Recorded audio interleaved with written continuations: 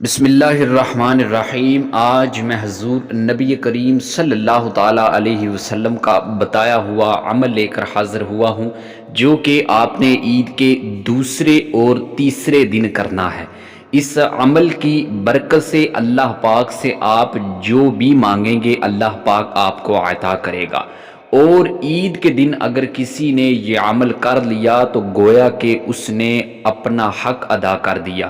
اور جو شخص عید کے 2 دن یہ عمل کرتا ہے، اللہ تعالیٰ کے جو فرشتے ہیں وہ بھی اس انسان پر رشک کرتے ہیں، کیونکہ ان 2 دنوں کے اندر انسان، ہر ایک دنیا کا انسان عید کی خوشیاں منا رہا ہوتا ہے، لیکن اس گھڑی کے اندر جو اللہ تعالیٰ کی یہ تسبیح، یہ ایک کلمہ پڑھتا ہے تو اللہ تعالیٰ اس پر فرشتوں کے اندر اس کا رشک کرتا ہے۔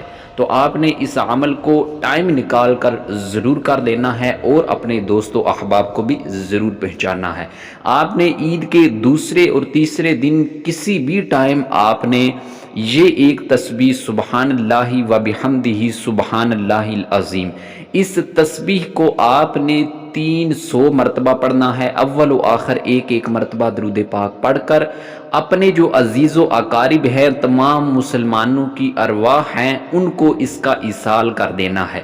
ایصال ثواب کریں گے تو اللہ تعالیٰ ان کی قبر پر 1000 انوار داخل فرمائے گا اور ان کے بدلے اللہ تعالیٰ ان کی بخشش فرما دے گا۔